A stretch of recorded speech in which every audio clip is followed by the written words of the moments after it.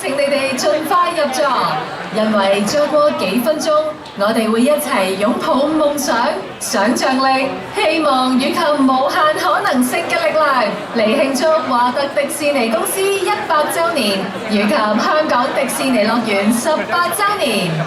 節目開始前請注意，請勿飲食或者用閃燈拍攝或錄影。同時請依家關掉你嘅手提電話。創夢家分享會再過幾分鐘就開始啦！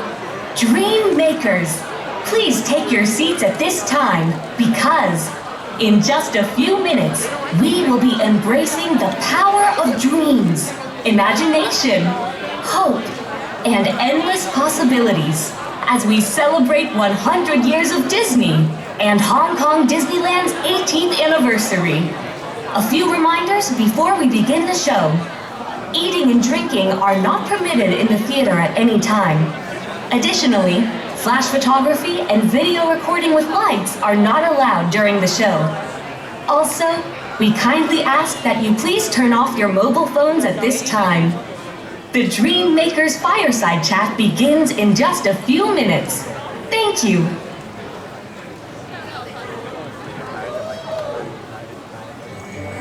This year is the 100th anniversary of the Walt Disney Company, and it's also the 80th anniversary of Hong Kong Disneyland. This significant milestone for us celebrates the remarkable achievements through the power of Disney storytelling and Hong Kong Disneyland and our partnership with the Hong Kong community since the park's opening in 2005. 今次好特別嘅意義就係公司慶祝100週年嘅時候，喺香港迪士尼樂園度假區呢度咧，可以有一個全新嘅銅像。我哋喺100週年回顧翻我哋創作嘅原點，就係旋轉木馬呢一個地方咯。咁我哋就好想將呢一個靈感來源嘅 moment 咧，就去呈現翻。The origin story has Walt taking his daughters over to the Griffith Park merry-go-round. So it seemed very natural for us to choose our carousel. But once we chose the carousel and we placed the bench there and we started to look around, we quickly realized that there's 2 points of view. There's one from the back of the bench looking towards the carousel. And there's also from the front of the bench looking back towards the castle. The balance for us was really finding a pose for Mickey and Walt that would work perfectly from the front, but also from the back, as you're going to pass out of the castle and see the two of them sitting in front of the carousel.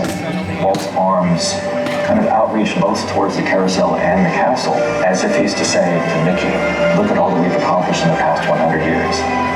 But his right hand is gesturing towards the castle, as if he's telling Mickey, but look what we're going to do next. So storytelling is part of everything we do, and that includes a statue.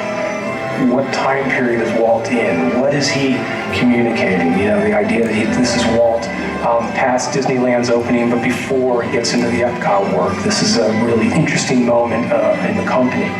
Interesting moment with Mickey, you know, the transformation of Mickey through time. That's all storytelling. 我哋今次團隊裏邊咧有2位嘅大師級人馬咧，啱啱完成埋呢個 project 咧就退休。第一位就係 Chris Turner， 我哋資深嘅插畫師，咁佢一路指導 Sandra 去畫佢嘅畫作啦。我今次真係好榮幸有機會同我哋美國嘅團隊有機會可以溝通同合作啦。咁我喺佢哋所有人身上都學咗好多嘢啦，譬如好似華特先生隻戒指嘅 design 啊、位置啊、塊面上面嘅皺紋啊，或者西裝嘅款式啊，甚至係有條呔，其實都有好多 storytelling 喺入邊。另一位就係 Scott， 咁今次佢亦都同2位 sculptors 啦 ，Patrick 同埋 Irma 咧，就一齊去塑造咗我哋嘅 Mickey 同埋 Walt， 睇到華特嘅容貌咧，一步步咧去雕塑出嚟啦，係非常之 charming。The process for creating Walt, there's a lot of detail that needs to be established. We have to know what age is Walt. I particularly look for profile shots to give me an outline. A lot that goes into researching how he's going to look, including me actually putting on a coat jacket and posing in a mirror and taking pictures just to understand, you know, how the fabric really folds and wrinkles. I like how animated Walt is. in this statue. He's got a different energy, I think, than he has in any of the other park. He's just got this excitement. There's Mickey right next to him, always listening, always there at his side. It's just a really special piece. It is fun to sculpt Mickey Mouse. He's always so happy, and his personality that you have to capture is pretty fun. A lot of things that we do is what we call non-verbal storytelling. We found it important for us to tell the story to our guests so they would understand the meaning of the statue. We'll tell it through Walt's notebooks, his sketchbooks, the 2 pedestals with the dedication plaques on them. So the past 100 years is represented by Walt's notebook that's open. Because it's the past 100 years, everybody knows what's happened. And it's opened to a specific page in there towards the beginning of his story where he first thought up the idea of a theme park, Disneyland. Now the second book is a closed book and it's full of ideas, but because it represents the next 100 years, it's closed and it's secret. But we tore out one page and we put it on top and we wrote down one of Walt's quotes to say that it's basically been a dress rehearsal so far and wait till you see what comes next. 因為我哋要做好多唔同嘅 research， 好重視一啲細節嘅，咁所以就算喺華特迪士尼嘅簽名咧，我哋都會好講究佢唔同嘅年份，究竟係有啲咩唔同嘅簽名，咁而我哋揾一個係最適合嘅，咁同埋個牌匾上面嘅字形咧，我哋都揾咗一啲華特嗰陣時嘅親筆信啦，都對比嗰啲字形同埋佢手寫嘅內容咧，我哋希望可以揾到一個字形係符合翻佢嗰陣時手寫嘅風格。去令到成件事咧更加可以講到成個故事出嚟。咁我哋嘅團隊啦，亦都喺設計銅像嘅時候啦，同埋我哋兩塊嘅牌匾，都考慮到不同能力嘅人士都可以睇得清楚牌匾上面嘅內容。We talk so much about what we should call this, and Dreammakers was this perfect encapsulation. Walt and Mickey brought so many dreams to life, and yet there's a feeling that we all have that we get to carry on that legacy, that we get to be Dreammakers and keep going. Dreammakers 嘅中文名係創夢家。創呢一個字咧非常之特別。創除咗係創作啦、創意，仲有創新。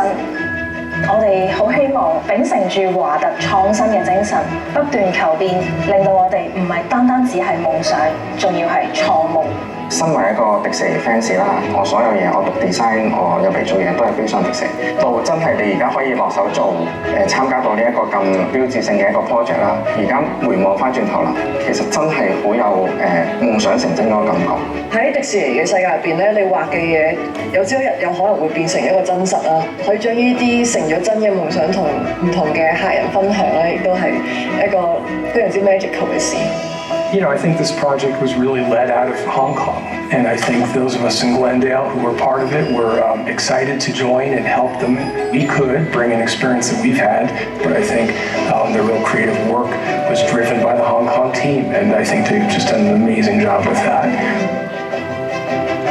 好感動啊！因為其實我哋 park 裏邊終於有一個地方係 tribute to Walt Disney 啦，有好多佢唔同嘅歷史嘅照片啦，同埋係好 informative。因為我第一份喺香港迪士尼樂園嘅工作咧，就係灰姑娘旋轉木馬嘅，咁所以新銅像擺喺嗰度咧，都見證住我自己嘅 beginning， 好感動啊！呢個位睇到呢個銅像同佢影相嘅時候，令到我哋會更加明白我哋自己 castmate 埋一齊創夢嘅一種理念咯。咁所以我覺得係非常之感動嘅。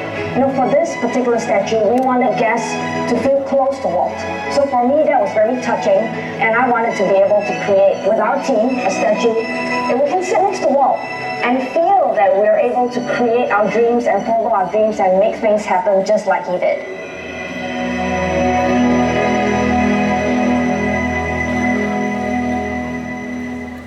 大家好，歡迎參加創夢家分享會。現在請歡迎兩位主持人，香港迪士尼樂園度假區親善大使陳麗儀 Lily 以及唐俊迪 Tony。Hello everyone, and welcome to the Dreammakers Fireside Chat. And now, please welcome your hosts, Hong Kong Disneyland Resort Ambassadors, Lily Chan and Tony Dick.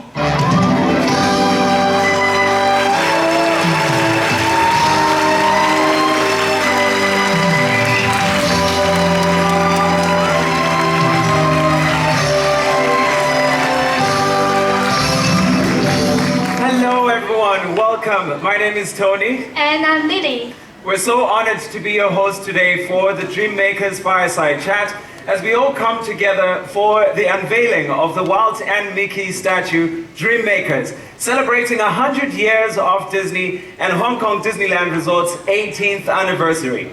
The video we just watched takes you through the behind the scenes of the making of the Dreammakers statue. So, how about a round of applause for all the hard work of everyone involved?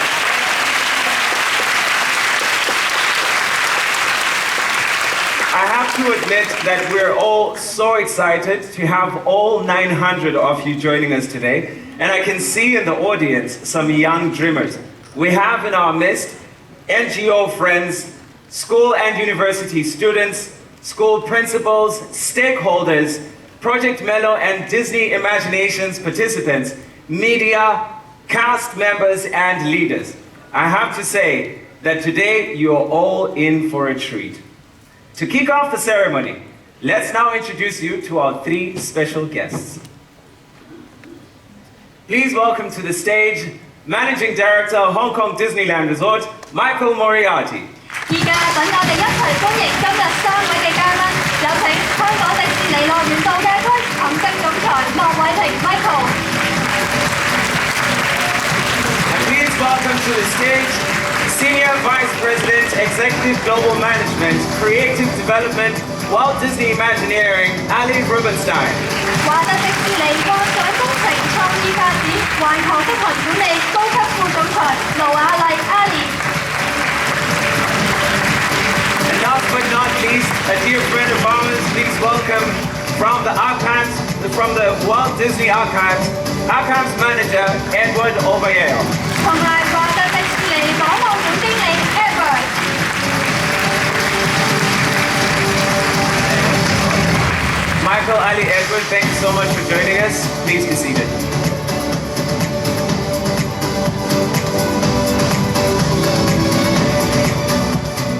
So to start off, let's tell you a little bit about our speakers today.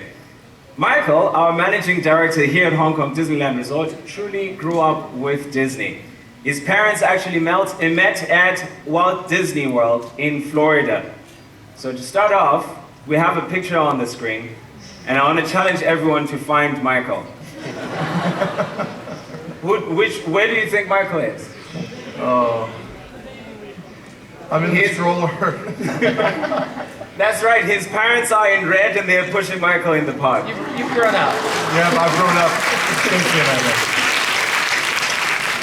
Michael first joined Hong Kong Disneyland as Chief Financial Officer about 17 years ago, just a year after the resort opened. So, who better to speak about the resort's incredible growth?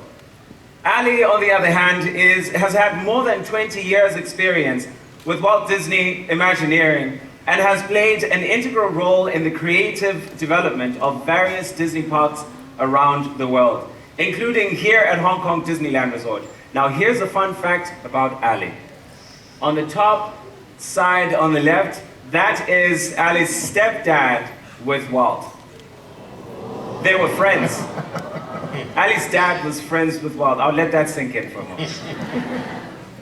Edward is the longest standing historian in Walt Disney Archives.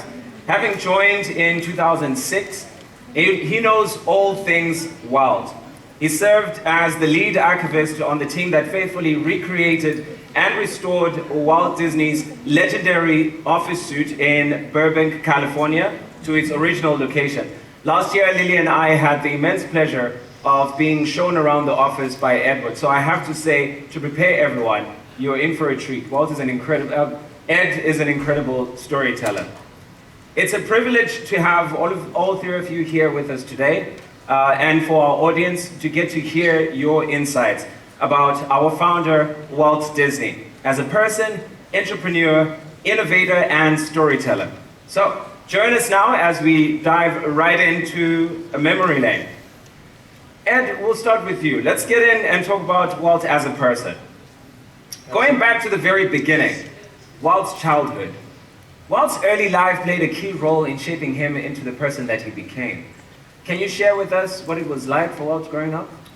Absolutely. Walt was a family man. He was a product of his rural upbringing. So he grew up on a farm in Marceline, Missouri.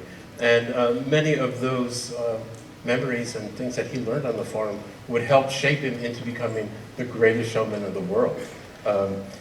His parents taught him the value of good, hard work. And Walt wasn't afraid to do, whatever job it was. He was famous for saying, I carried papers, I delivered things.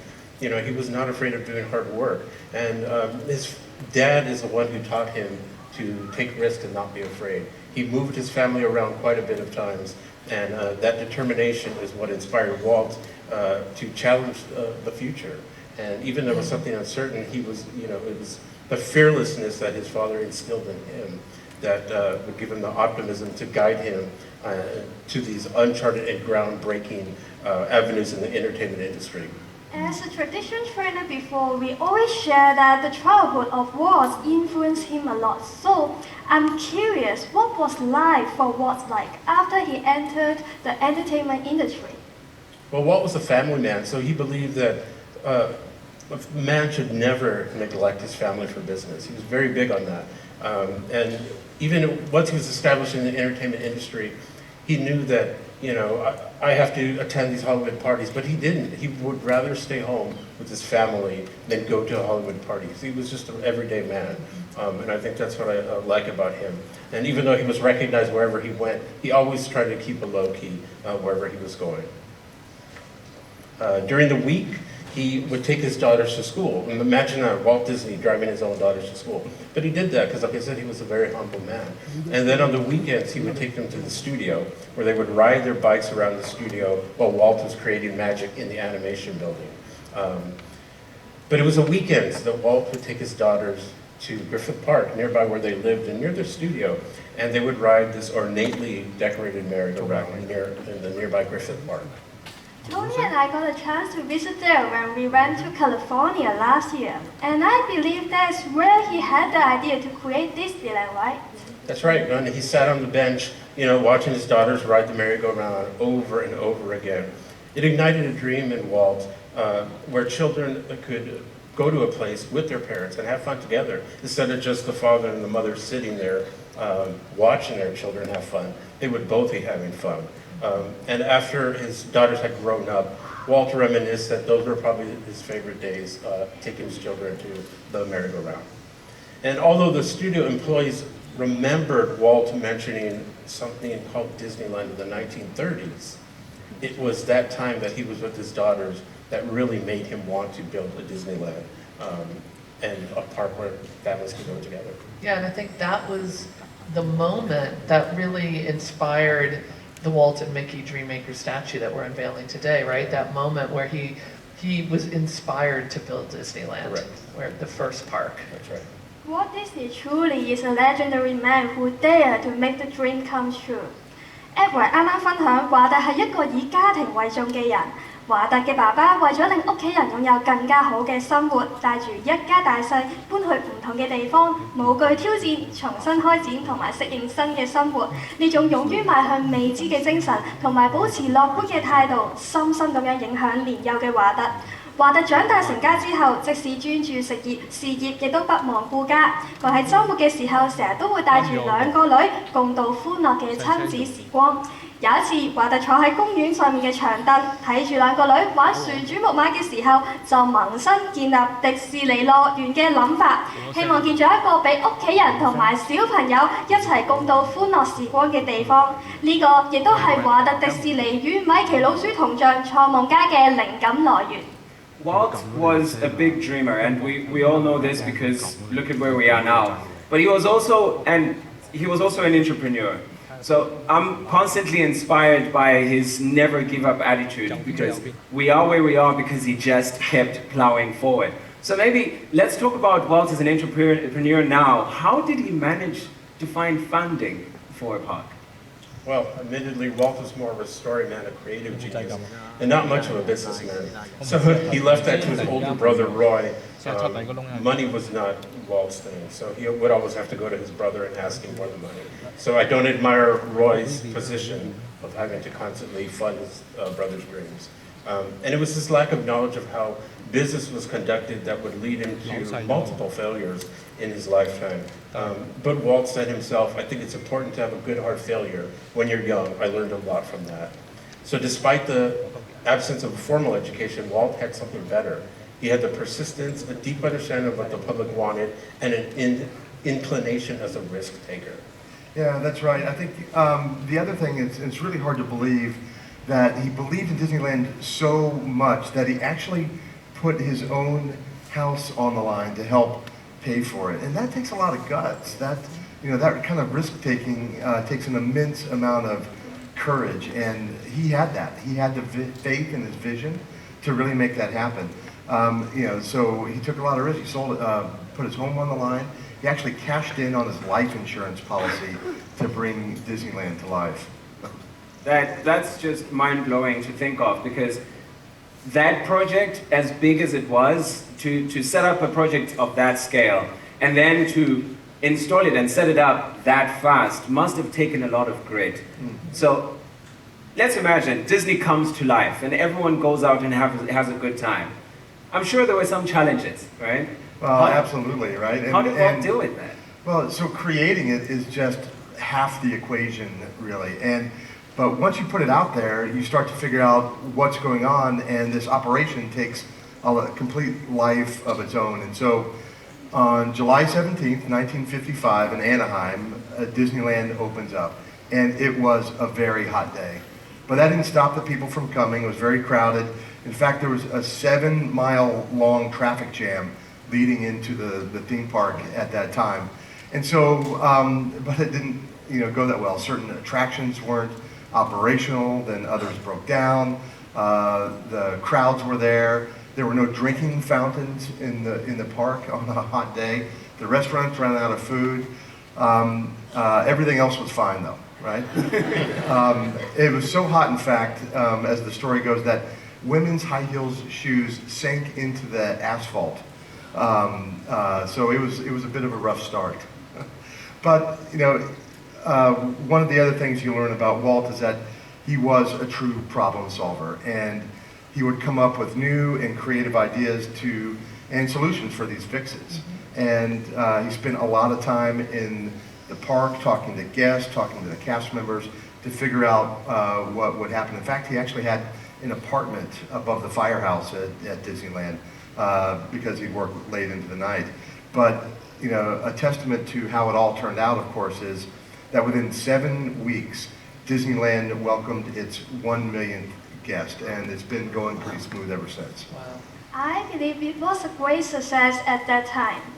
Michael 啱啱講到華特同佢哥哥嘅兄弟情、家庭觀念同埋排除萬難去追夢嘅故事，我相信在座好多香港人都可以身同感受。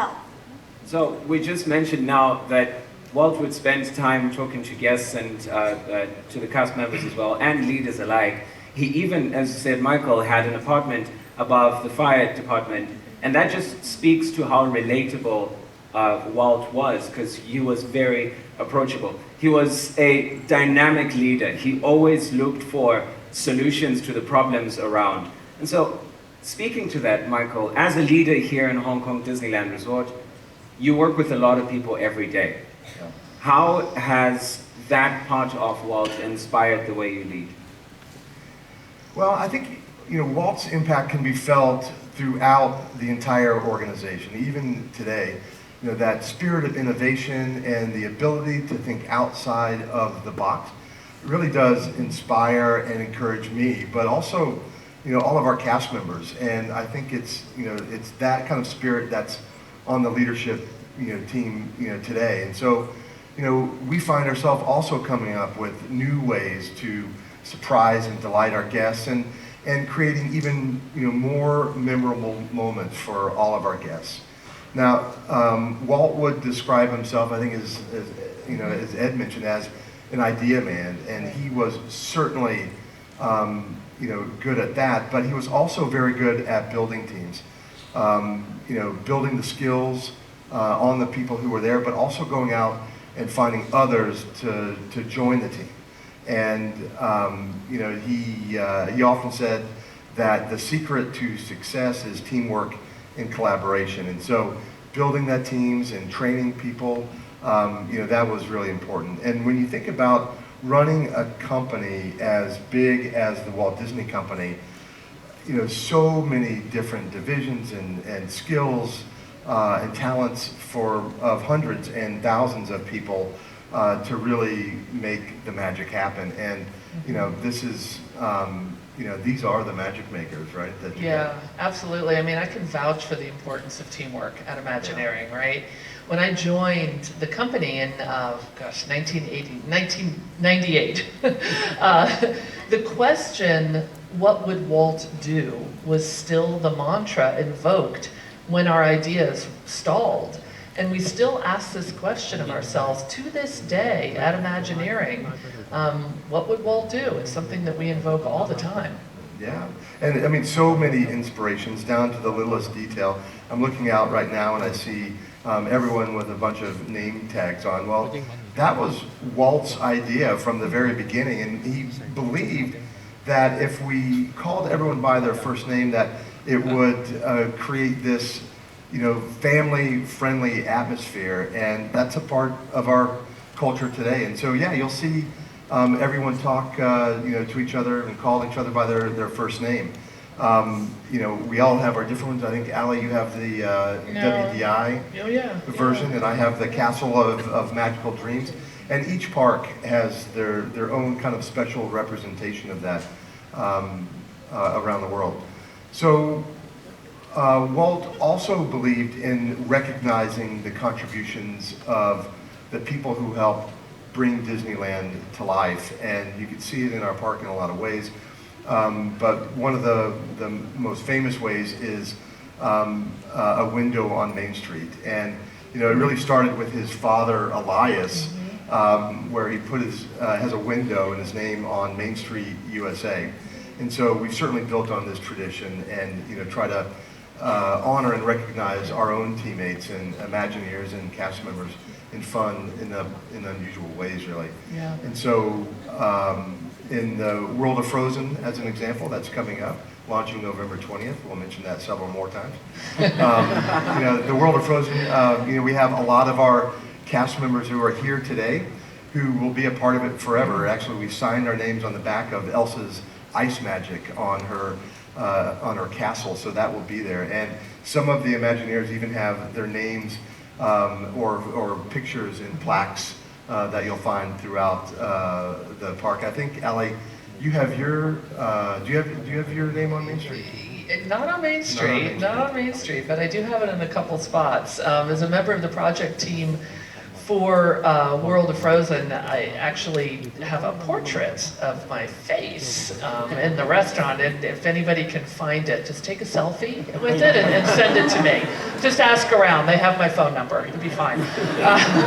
And I was really lucky to be able to work with the team of brilliant Imagineers that came up with the World of Frozen, some of whom are here today. And both Grizzly Gulch and the World of Frozen are very personal to me. And actually, you can also find my name in Grizzly Gulch, and if you find that, please also take a selfie and send it to me.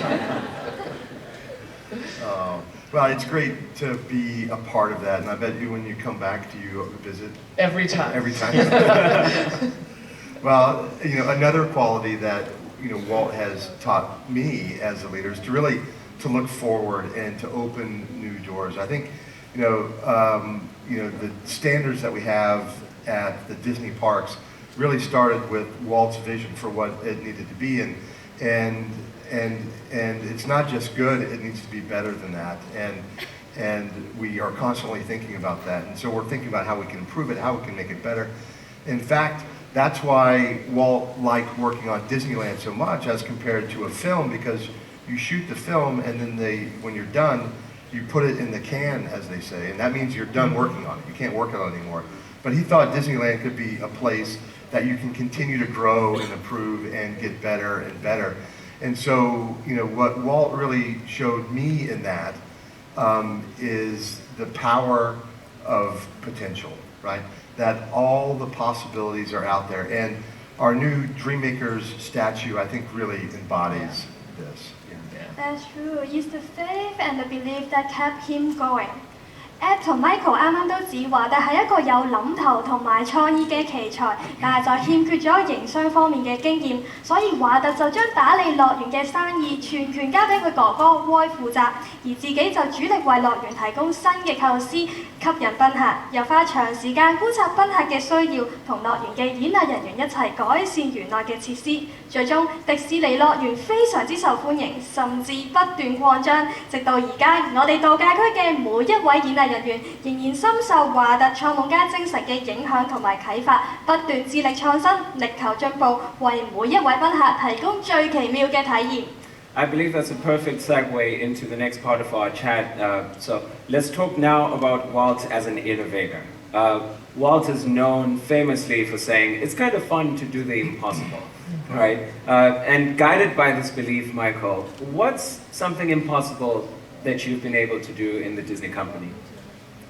Well, I don't know if it's something that I've done, but I think you could look at where you are sitting right now as an impossible feat, right? Where you were 25 years ago was in the middle of Penny's Bay.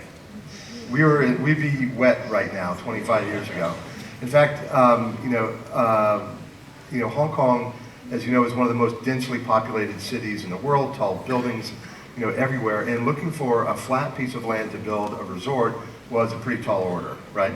And so in the late 90s, as the story goes, there was people from the government and the lands department and Imagineers, and they were flying a helicopter all around Hong Kong trying to find this land, a place that was, no skyscrapers and things like that. And so one of the people in the copter pointed down and said, okay, that's where we need to put it, right?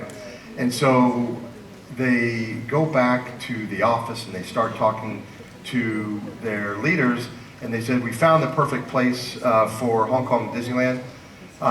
It's flat, there's no skyscrapers. That's the good part. The bad part, it's all water. And as it turned out, it was a very strategic location right here on Lantau Island next to the airport that was being built. And so, yeah, the impossible was made possible, and we created something out of nothing right here on this reclaimed land in Penny's Bay to make the first Disney theme park on Chinese soil. Right, well that was when Imagineers stepped in, myself and many other Imagineers stepped in to start imagining what this remarkable opportunity could manifest, right? But of course, I think it's funny that you told the story about when the park originally opened in Anaheim and some of the challenges that they couldn't predict, right? And so for us here, when we opened the park in 2005, we had a similar challenge to Anaheim. Our benches throughout the park sunk into the asphalt because it was so hot, just like it was when Walt opened the park in Anaheim. It was a blistering hot day that day, and I think you said high heels were sinking into the asphalt, right? Well, here it was the benches. But of course, the remarkable team here at the park came in overnight, replaced the benches, fixed the asphalt, everything was good. But 50 years on and halfway around the globe, history repeated itself, and I think that always makes me laugh. But it was an opportunity to really represent what we as team members at the park, what we Imagineering are able to do when we pull together, and we can all look back on it and have a laugh now.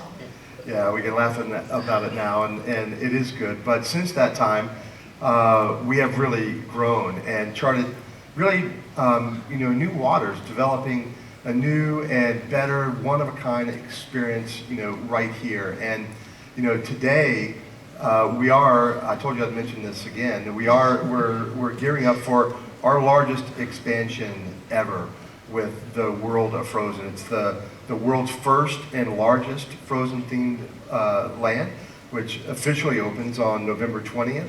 So I hope to see That's twice. Twice. That's right. I say it 3 times and everyone will get it, right? Okay. And so I think we're really excited about that. And that is just another example of the impossible. And it's definitely going to be a lot of fun. What an incredible story. From ocean to a resort, and now we are celebrating the 18th anniversary. I believe to those who witnessed the whole process will feel emotional too. 香港迪士尼樂園嘅誕生就好似完成咗一個不可能嘅任務。我哋而家身處呢個地方喺1/4個世紀之前仲係一片嘅海洋。當時幻想工程師已經開始着手設計，將一片荒蕪之地變成今日嘅迪士尼樂園。香港迪士尼由2005年營運至今，仍然繼續開闢新嘅領域。嚟緊，我哋更加會為屹立至今最大規模嘅擴張做準備，就係全球首個及最大型嘅魔雪奇緣主題園區——魔雪奇緣世界，將會喺11月20號正式開幕。Speaking of innovation and creation, Lily and I last year managed to go to the archives, and we saw some incredible innovations that were built over the years. Walt himself was a pioneer of animation industry and cartoon films. He achieved so many firsts as an innovator, and we'll give you some examples now. This is going to shock a few of you. The first synchronized sound cartoon. The first full-color cartoon. The first 3D cartoon. And the first animated feature film. He also had the first popular nature series. And selecting the Disney ambassador too. So Ed, how did he do it? How did he manage so many firsts? That's a great question. To answer that, we only have to go back to Walt's own words, where he said, we keep moving forward, opening up new doors, and doing new things because we're curious. And curiosity keeps leading us down new paths. So Walt's curiosity and hard work eventually led him to improve his talents and skills, and to ultimately introduce the first animated feature to the world, actually. But before that could happen, Walt trained his animators by creating the short films, the Donald Duck films, the Mickey Mouse films, the Silly Symphonies, constantly improving their skills. Little did they know, Walt was training them to work on the first animated feature film. So they didn't know this, but once again, Walt, always wanting to move forward, wasn't satisfied with those short cartoons. So he said, we need to do something better. And that's what he did, was train them without them knowing that they were being trained, so they could improve their skills. And, you know, the first feature film, Snow White and the Seven Dwarfs in 1937, I mean, it stands the test of time. It shows that Walt knew what he was doing. These animators created this film so long ago that still resonates with the audiences today. You can still watch that film. You can still feel the warmth of the characters. And you can see the characters walking around the park here today. So it's something great that Walt knew what he was doing. Yeah. So making Snow White at that time was pretty bold, right? It was very bold. It had never been done before. Right. I didn't think people would sit more than an hour watching a cartoon. They thought people would get bored and just walk out. It couldn't have been easy, and it's kind of like doing the impossible. That's right. It's impossible. I mean, thinking about it, Snow White and the Seven Dwarfs, and I'm sure that was also honored in a very unique way, right? Right, it was honored in a very special way. So the Academy of Motion Picture Arts and Sciences, that gives out the Oscar Academy Awards, decided they were going to thank him in a special way, so they created a special award. And it was one full-size Oscar, and then 7 little Oscars representing every one of the 7 dwarfs. That's never been done before. It's the only time they've ever done a special award like that for anybody.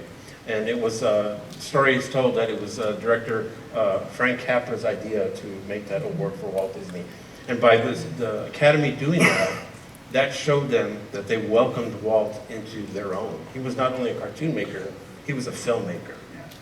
I'm surprised by the story of the 7 dwarfs and the 7 Oscar awards. That's awesome. Yeah, right. But for someone looking at it from the outside, that's success.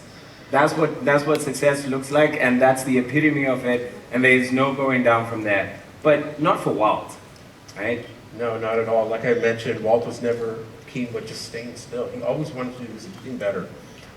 It was a challenge to him, and Walt loved challenges. So he made animated features, live action films, television, and finally Disneyland. And with Disneyland, the audience would no longer just be watching a film on the screen or on TV. They were actually participating in the story when they visited Disneyland.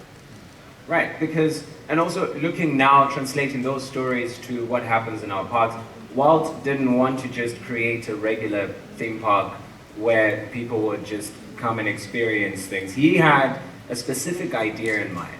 He wanted to do something unique. So what was that design concept that Walt had in mind?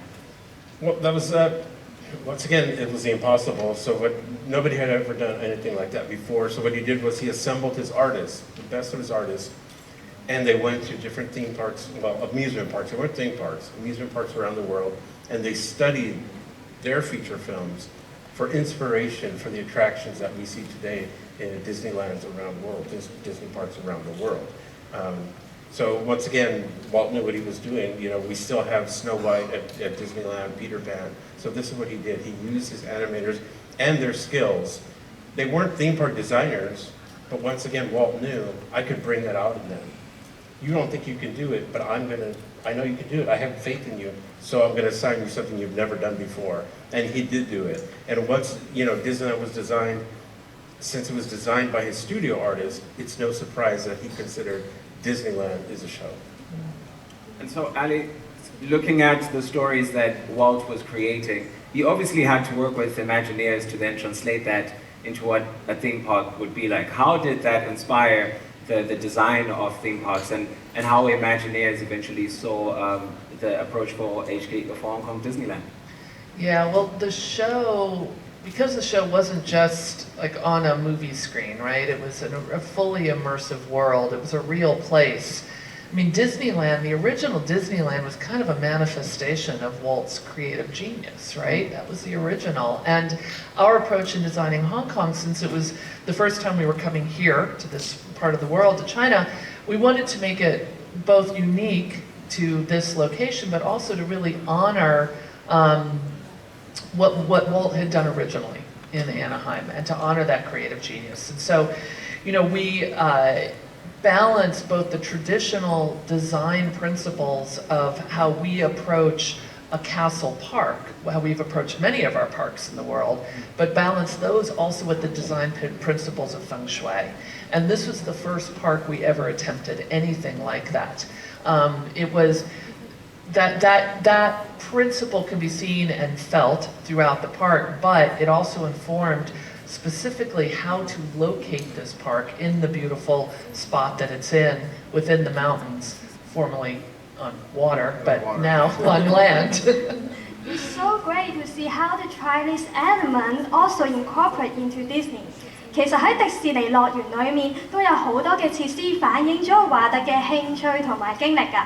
佢成長嘅懷舊之情，對終身興趣嘅熱愛，對幻想嘅着迷，甚至係對未來嘅憧憬。例如係大家每次入樂園都會經過嘅美國小鎮大街，就係參考自佢童年嘅密蘇里州故鄉嘅回憶。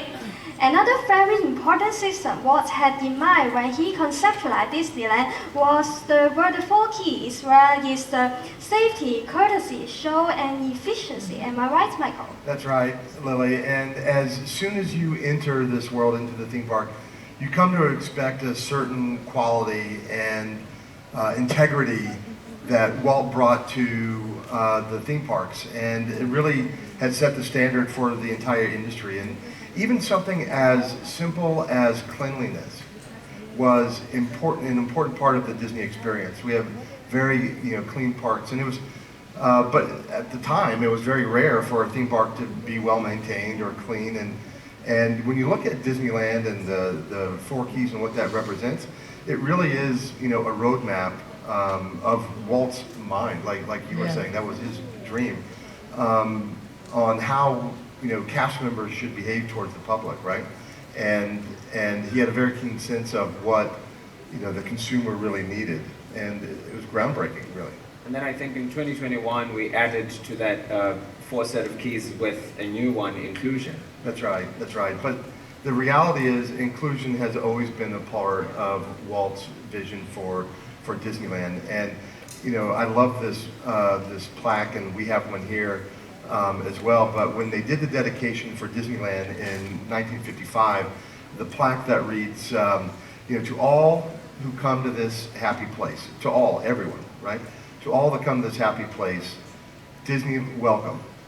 Disneyland is your land. And I think that really speaks to the spirit of inclusion for us, and it's been there from the very beginning. And together, all of these 5 keys enable all of our cast members as a tool to drive exceptional service and a guest experience that we're known for. And frankly, we pride ourselves on that philosophy as it guides us to provide magic every single day.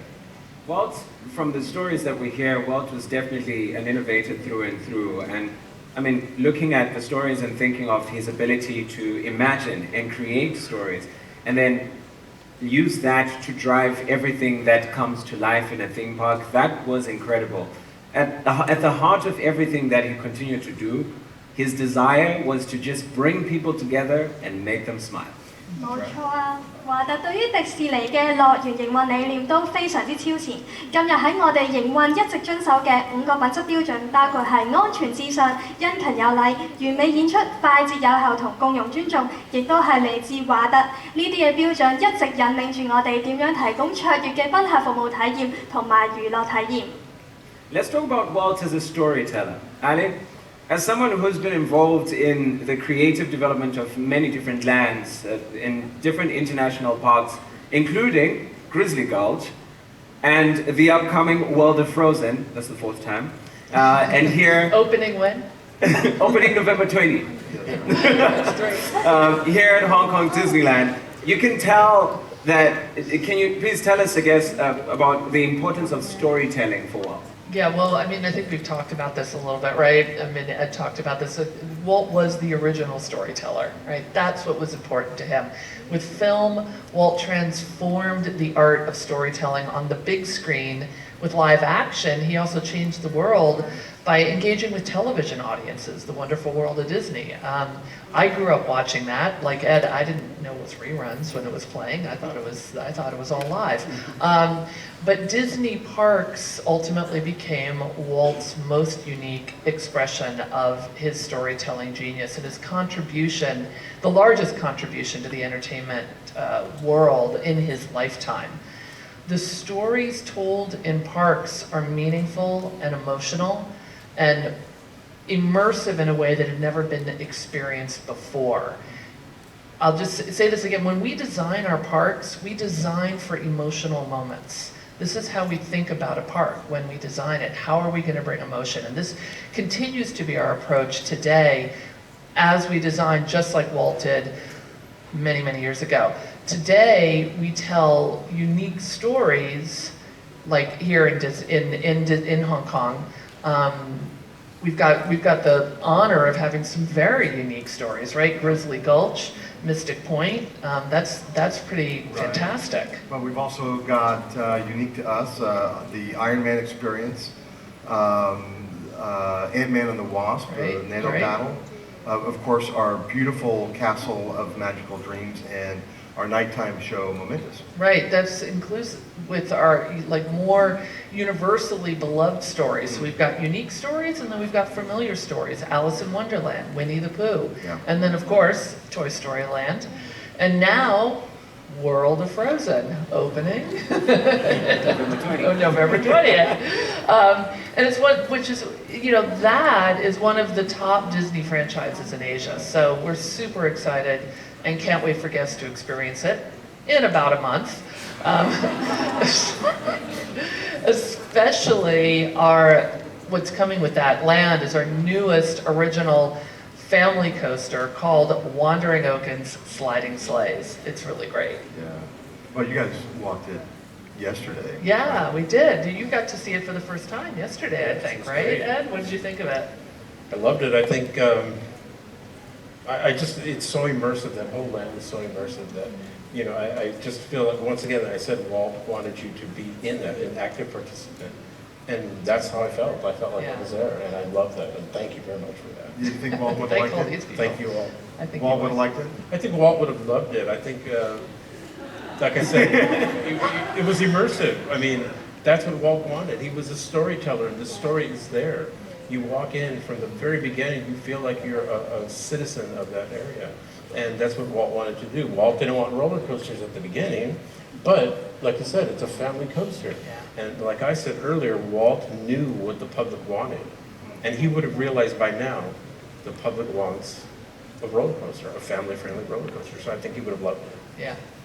I believe everyone here just cannot wait to visit World of Frozen again in about a month on November 20th.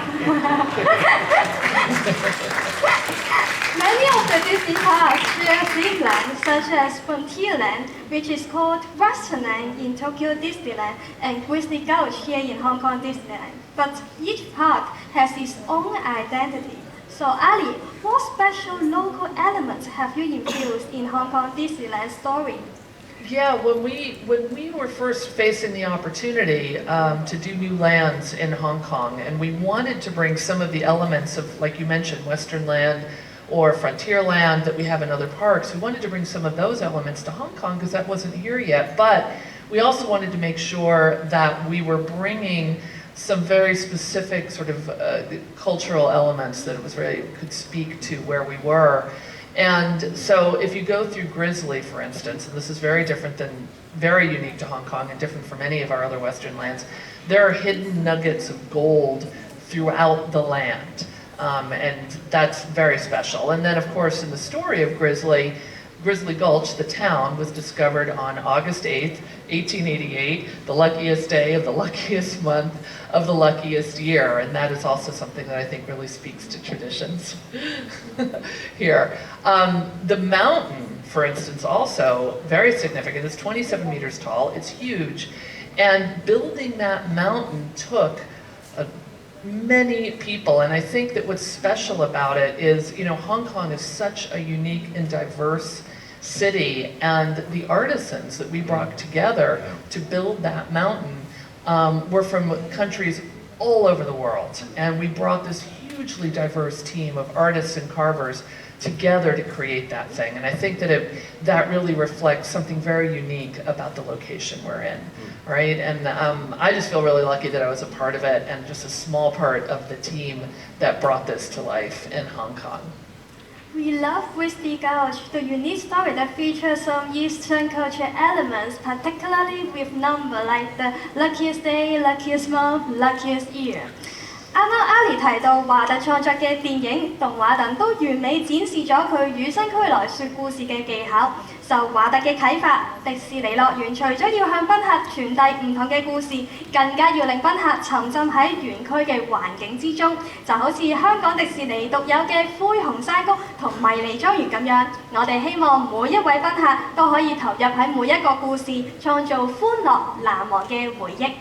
So Ali just mentioned something about a part of the park that is one of my favorites. So I have to ask how many other people here are on my team.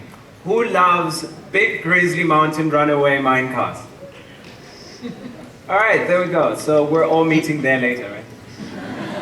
I'll see you there. I'm going right after this. The Dreammaker's statue features a very unique character.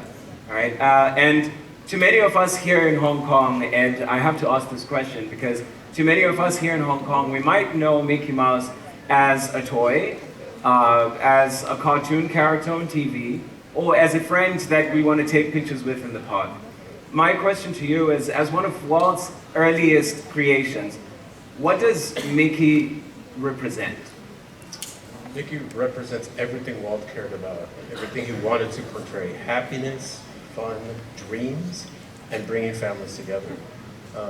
Mickey's adorable and endearing, and Walt's wife and his animator said, Mickey is Walt and Walt is Mickey.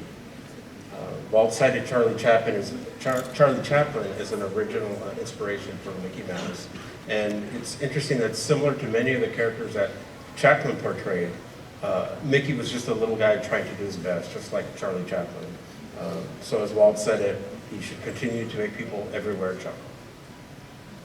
Well, you know, I think when you look at Mickey, it really turned out to be the catalyst that jump-started the entire Walt Disney Company, right? And it really turned it into the entertainment powerhouse that it is today. Right? Yeah, I mean, when I think about Mickey personally, I mean, it's such a symbol of our history at Disney, our history at Imagineering, and we all have to remember every day, we should never lose sight of the fact that it all was started by a mouse. That's right, that's right. And of course, you know, we can't forget that, and we continue to improve on it, and I'll bring it up one more time, that we're improving. I think a great example of that is the world of Frozen, right? And I think it really is going to be special. So it's really taking, you know, something that Walt helped develop originally and building on it, and really taking, you know, immersive storytelling to a whole new level, right? So in respect of time, Lily and I have one very important question for you all to wrap up our conversation. So one final question. What is something that you wish to see at Disney as you enter the next 100 years? Ali, go first. Well, okay, I hope for the next 100 years the Walt Disney Company continues to take risks. I know we will. We do it all the time. We continue to innovate. You know, if Walt hadn't taken his big risks with Snow White and the Seven Dwarfs, or ultimately with Disneyland, we wouldn't be where we are today. So with big risks comes big rewards. So how about Ed? I hope the company continues to honor Walt's legacy, the founder of our company, that without him, we wouldn't have any of this around us. People ask me, what's my favorite character? It's Walt Disney. Because if it wasn't for Walt, we wouldn't have any of this. That's great. So I hope they continue to honor his legacy and spread the Disney magic around the world the way Walt would have done. I love that. Yeah, you know, you mentioned you know, the Walt's legacy and taking risks. You know, that is a big part of it. I think, you know, my wish for the next 100 years is that we continue with that, right? You know, the theme parks, you know, the Disney theme parks have the largest global footprint of any theme park company in the world, and you know, 8 of the top 10 most attended theme parks are Disney parks around the world. And I think, you know, what we do in the next, you know, decade is going to be really important to set the tone for the next 100 years. In fact, you know, Josh D'Amaro, the chairman of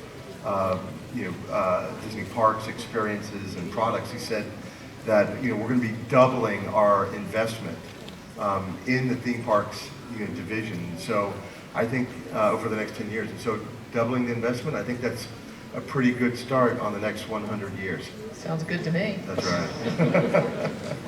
Well, Michael, Ali, Edward, thank you so much for sharing your experiences and your insights with us today. I do hope that everyone here has discovered some uncovered exciting stories from Walt and has learned something new, not just about Walt and his legacy, but also about Hong Kong Disneyland Resort and the inspiration behind Dreammakers. So thank you also for reminding us of Walt's incredible spirit and vision, and most importantly, that we should never stop dreaming and experimenting and exploring the possibilities out there.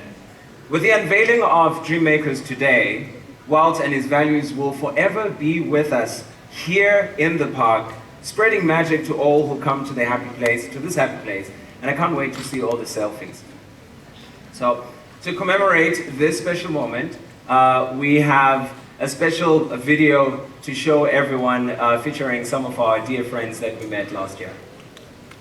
To all who come to this happy place, welcome. Disneyland is your land. He said, at this point, I want you to consider that this is yours.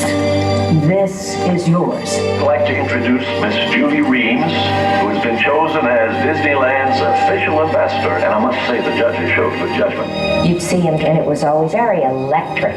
Both the feeling amongst the employees and amongst the guest, because this was everybody's dream. This was everybody's dad, the dad who sat and read to you. This was family. So I love the Disney image of persona because it cuts across all boundaries. It's a meeting of hearts. The legacy is the ability to carry Walt's dream, to treat everyone as a VIP and to care, to really care about the dream. Every day you come, and if you're a cast member, you can make the world all bonus. Each time we step into Disneyland, we willingly suspend our imagination. What we experience, what we see, and what we hear turn an ordinary day into a spectacular event of laughter, of joy, and of great dreams. When we have these dreams and these memories, we're doing exactly what Walt Disney wanted us to. How do I know? He told me. It has been said that Disneyland will never be complete. In fact, I said it. That there will always be something new and unusual. That's our hope. The greatest honor was to get to know the man, Walt Disney.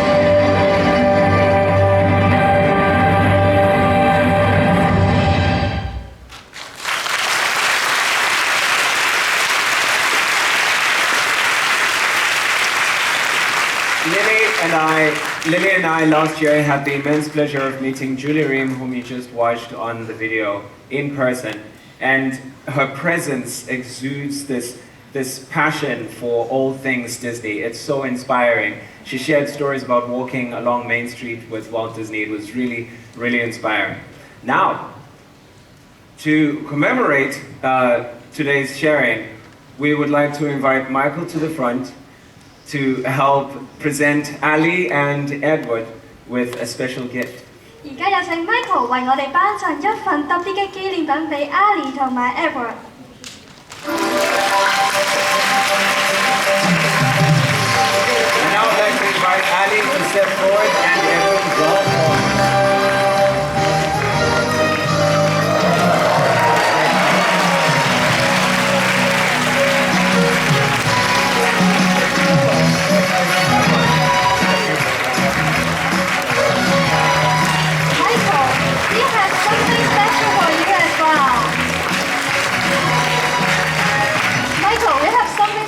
For you as well. Something for me? Yes. Oh, thank you. Thank you, Michael, Ali, Edward, for being dream makers. And now I invite you for a photo.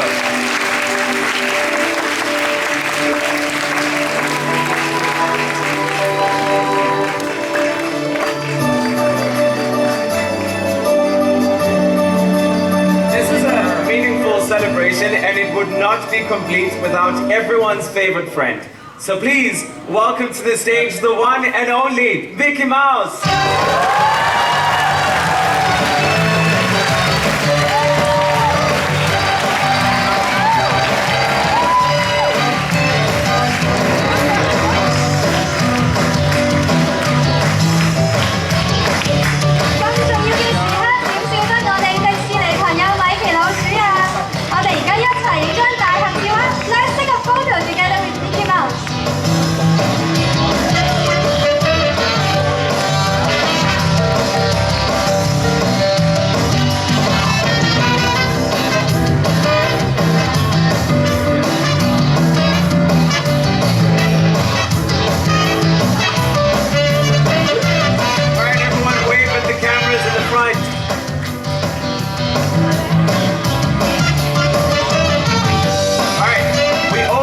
Include everyone here in one big group photo. Are you ready for a selfie?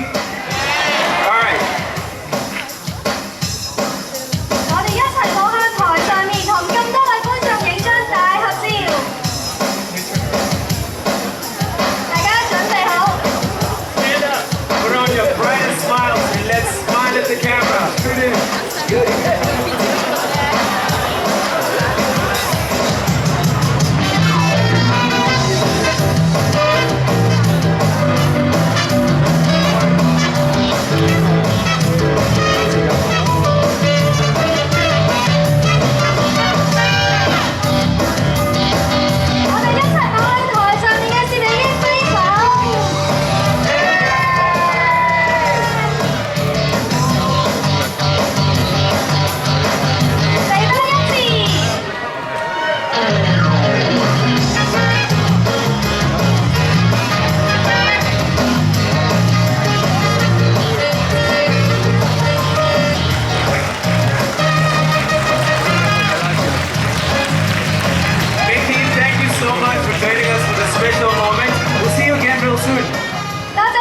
Judy 同埋咁多位，我哋好快喺樂園再見。拜拜。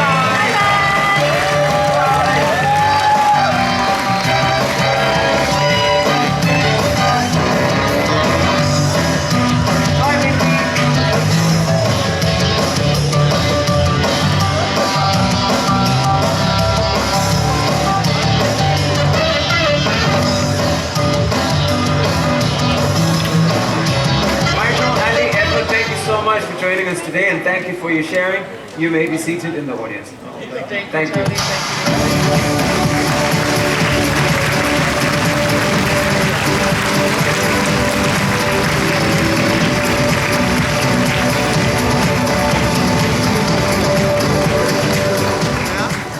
Thank you everyone for joining us today for the Dreammakers Fireside Chat.